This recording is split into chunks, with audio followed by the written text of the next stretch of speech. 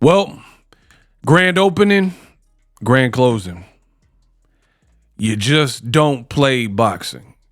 Jake Paul gets served up a double broken jaw at the hands of Anthony Joshua from the UK. Meet with me, it's mad. Do you know what I mean? Bruv. In this video, I'm going to break it down and let you know what you need to know. Let's get started. What up, Fight World? It's your boy Ego, and I am back with some more boxing.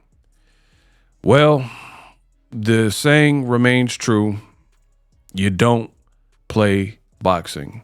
And Jake Paul found that out in a very tough way when he just fought Anthony Joshua. And the ego injury report, often imitated but never duplicated, I will pull it up for you guys, and you'll be able to further see what I am talking about and what I am referring to. So Jake Paul took a second loss in boxing, right? He first lost to Tommy Fury, a UK fighter. So I just thought about that. Both guys that beat him were British fighters, for the record, if anyone's keeping score. He's not lost to anyone else from like America or a different region, but both guys that beat him are Brits. But now it has been revealed he has a broken jaw. Boom. You guys got to follow me on social media. Linktree is in the description at BOXINGEGO1. You guys would know this. Boom. Broken. Let me flip sides so you guys can really get the full extent. Broken. The kid has a broken jaw, it appears, after fighting Anthony Joshua, right? I made this graphic for you guys. You see it. Got his jaw broken in two places. Care of me forever and ever, a little fucked up. But when you take care of me forever and ever, a little fucked up. But when you take care of me forever and ever, so a little fucked up. Him and his brother Logan, I don't know, they still doing skits or whatever. Jaw broken, heart and balls intact, time to rest, recover, and return to cruiserweight. So I guess he don't feel like he's a full heavyweight now, right? This was the size differential. This whole fight was pretty stupid. Now I'm gonna show you guys it, and then I'll get back to my thoughts. But so you guys, in case you haven't seen it.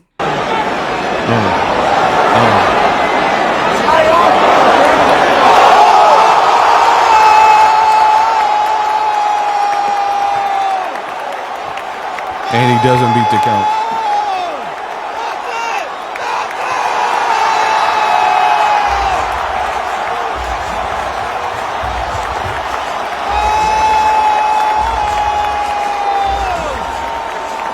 Wow.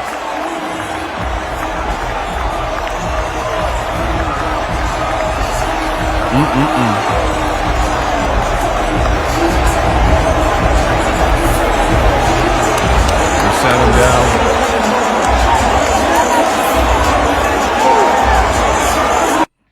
Watch again.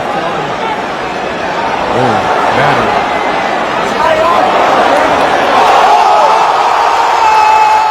Sat him down. Boom. Now let's get to the other parts. There's the broken jaw, so you can see it.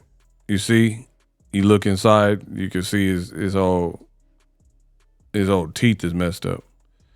Right?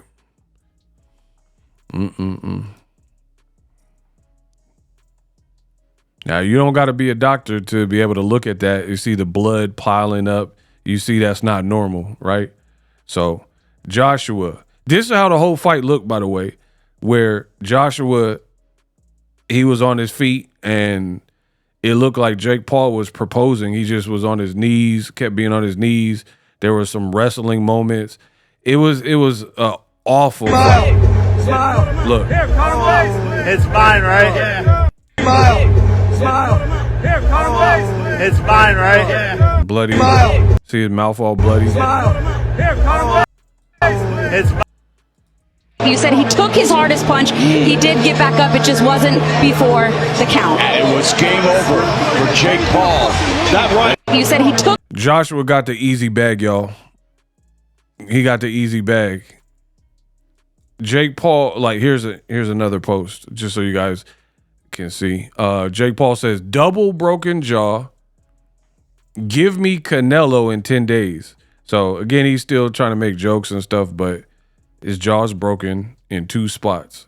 Obviously, this, I'm not a doctor, but this one looks worse. This side looks worse than that. So, that obviously isn't good. And it looks like this is the punch that caused it, right? This is the punch that caused the broken jaw. We know Joshua's money punch is his right hand. He's put many people down, and you took it flush. And even though it goes to show you the brute force of these heavyweights, because I don't even know if it's legal. I don't know. Florida's weird. So Florida, they do whatever they want, whatever. But some commissions won't let you have a beard. Like, his beard is longer than mine right now, and it provides like some cushion. So some commissions won't even allow you to have a beard as long as Jake Paul's. And despite him having a lengthy beard and it being approved, Joshua was still connected right on the jaw and broke this man's jaw in 2 spots. Boom. You don't play boxing. The fight was not a good fight. And if you want me to do a full-fledged breakdown for tomorrow morning, type the words, what really happened? I'm like Candyman. I need enough of y'all to say what you want. And if you guys type what really happened. Now, you can leave other comments about this video, but if you, in addition, you want me to do a breakdown, I've already did the watch party and I'm doing the ego injury report. But type what really happened if you want me to do a video in my series where I break down frame by frame pretty much of what happened in the fight. But just to give you guys an overview, it was not a good fight. It was a horrible fight. Joshua, despite the outcome, I don't think he looked great in the fight. He was missing, and his timing seemed off. He was doing some weird stuff where he's following Jake Paul and he's like just punching air. Like it looked like he was shadow boxing or like warming up. Like he just pulled up in his Jaguar or whatever to the boxing gym and he was just warming up, like getting ready to do today's work. So really weird fight, in my opinion. Joshua wasn't going to the body. He wasn't throwing his uppercut. He wasn't throwing vicious combinations. It was almost like, it looked really weird. It almost seemed as if like Jake Paul was like this larger than life fighter and Joshua had to approach it in the right way because he didn't want to get countered or something. So I don't know if that was cobwebs from his last fight or knowing that he couldn't have any slip ups because you're fighting a former YouTuber, and you know, your career would be over. I already made a video about it. Your career would be over if you lost to a guy who started boxing in the pandemic, way smaller than you, started boxing way later than you, you know what I mean? Didn't go to the Olympics like you, doesn't have as much power as you. I mean, it would be over. That would be like one of the quickest ways to end what's left of Joshua's career. This was a must-win fight, must-win territory, and I talked about that all before the fight. So very, very bizarre fight, in my opinion. Joshua seemed off. Like, all things considered, people expected Joshua to knock him out in 1 or 2 rounds, given Olympic gold medal, 6'6", 245 pounds plus maybe rehydration. You're a true heavyweight. He's kind of a cruiserweight who fought at heavyweight before he started boxing late. I mean, everything was against him. This is what I was telling you guys from the beginning.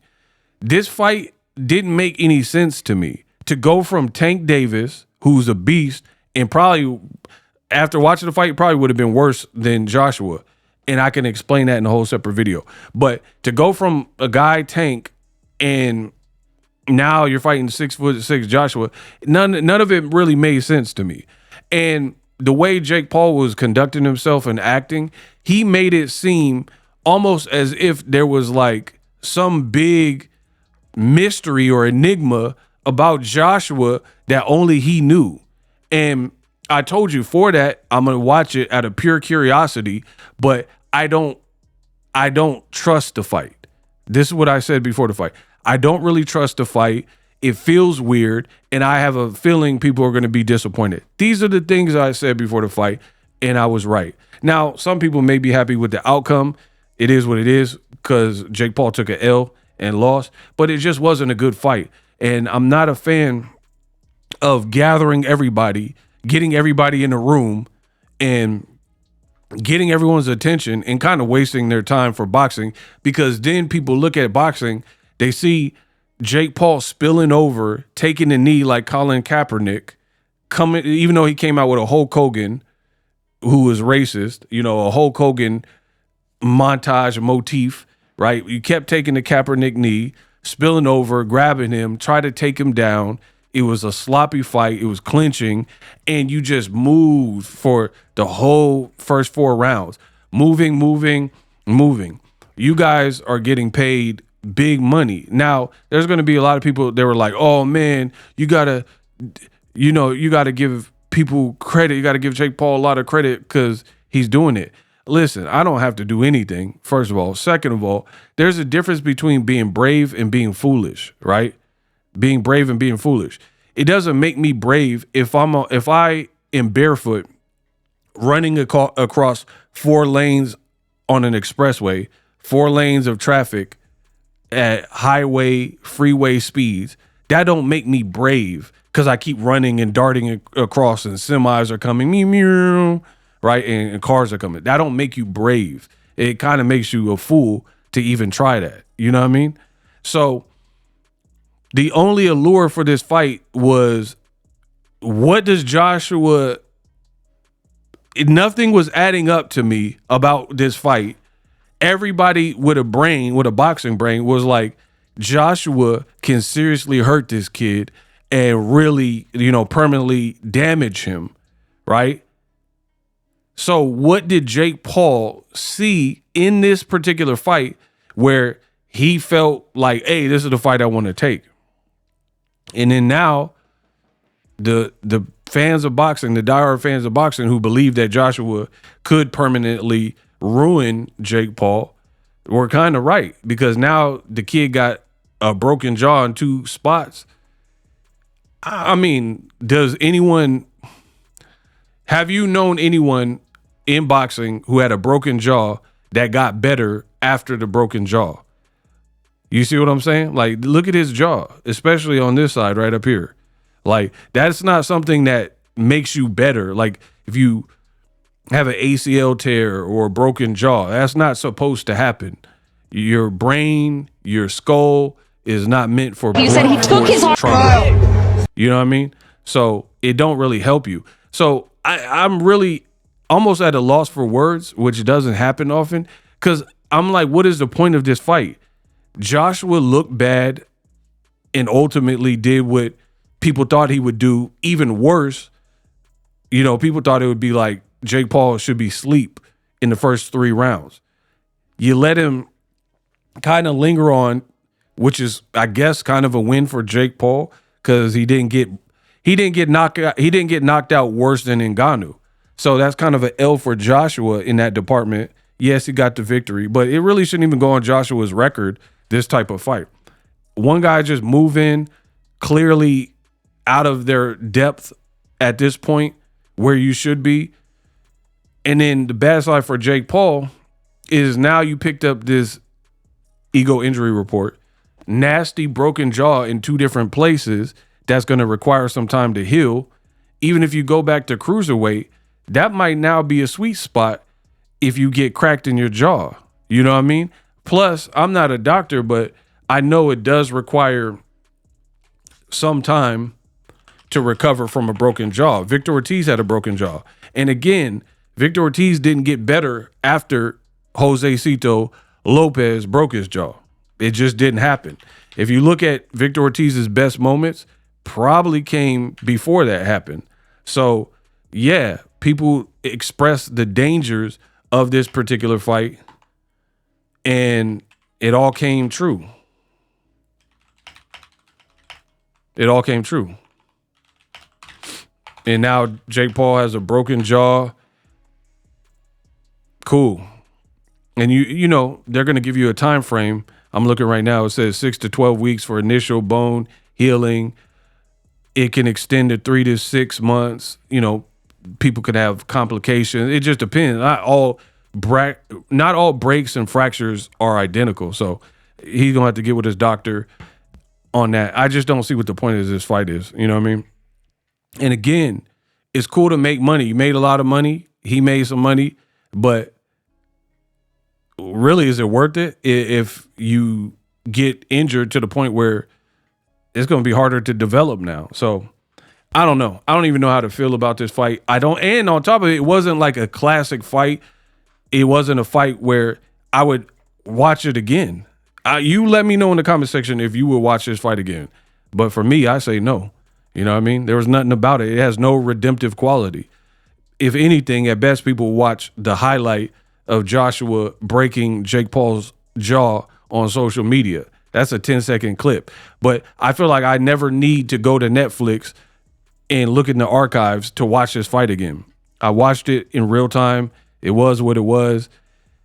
And I had so many questions about the fight. That's why I said I'm just going to be a spectator and watch the fight. I didn't really put out a lot of content because I knew that it was going to end up like this. The Mike Tyson fight was BS. No one really liked it. And then now you have this. Jake Paul, I guess you could say he underperformed. And some people are like, what do you mean? He fought an Olympian. But this is what you signed up for. No one told you to fight Joshua. See, in Netflix, they're going to get somebody hurt. They're going to get somebody hurt because they're putting up these large pots to the point where, like, maybe people can't turn down the money. But then it could have been a lot worse for Jake Paul against Joshua. If Joshua looked like the Joshua that fought Vladimir Klitschko, Povetkin, or Dominic Brazil, that could have been a whole lot worse. Because to me, it looked like Joshua was not on full 100%. It looked like he was pulling punches and or not committing as much as he has shown. Like, he just obliterated Ngannou and Helenius. That shot he broke his jaw with was not the hardest right that Joshua's ever landed. That's the point I'm making. And it did all that to Jake Paul. So, kind of a weird fight. I don't understand why it took place. And I don't even know where you go from here. But that's the Ego Injury Report. For more boxing news and breakdowns, subscribe to the channel. Let me know what you think. But do you give Jake Paul, I guess, more credit for having a broken jaw and picking himself back up and fighting it? To me, I just feel like it was foolish. And I don't really understand what the point was. And I kept watching this fight and, like, listening to what was being said. Like, we can knock out Joshua. He has a shaky chin. And this is what I attribute to having a lot of yes men and streamers and all these people behind you. Because Aiden Ross was like, Joshua had been knocked out before. He got a weak chin. These guys don't know what they're talking about at all when it comes to boxing. And they're saying whatever. So you can listen to it when it comes to boxing Ego, someone who dedicated their life to boxing, or Neon or Aiden Ross or these streamers that pop up and think they know something about combat sports because they have an audience. Aiden Ross was like, Joshua is chinny and he's going to get destroyed. I have faith in you. I'm betting 100K on you. Drake, another person who don't know combat sports, bet money on Jake Paul, and these people are losing their money. Now, it's cool. Okay, you got a lot of money. You can afford to gamble and lose, but I just feel like the whole night was a bust. Let me know what you think. Jake Paul now has a double broken jaw, courtesy of Anthony Joshua. And it didn't really build to like a Tyson Fury fight for me, because the way Tyson Fury, despite coming off 2 losses himself, that version of Joshua, I don't think he's good enough to beat Tyson Fury if he fights like that. So either Joshua held back or wasn't on his A game for whatever reason. But if he is, and you're saying that's who Joshua is right now, I don't see how he beats Tyson Fury. So take your pick. Subscribe.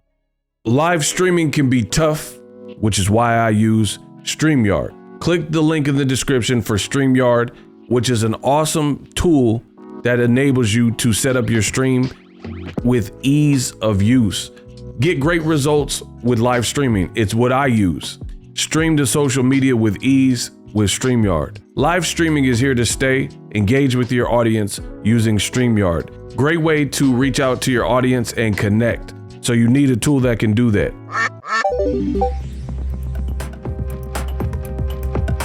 If you're new to YouTube and you're struggling to get views, one tool I can provide to you is TubeBuddy. I've been on YouTube over 10 years. I use TubeBuddy daily to crank out videos just like this one that you're watching. Learn how the pros do it with TubeBuddy. YouTube receives a lot of traffic, which also means a lot of creators, a lot of people putting out content. So you need to learn the ropes so you know how to separate yourself, especially if you're new. But even if you're a pro, use TubeBuddy. The link is in the description. Get more views, more subscribers, and a higher click-through rate, so ultimately you can realize all of your online goals. Use my affiliate link in the description and grow your channel fast.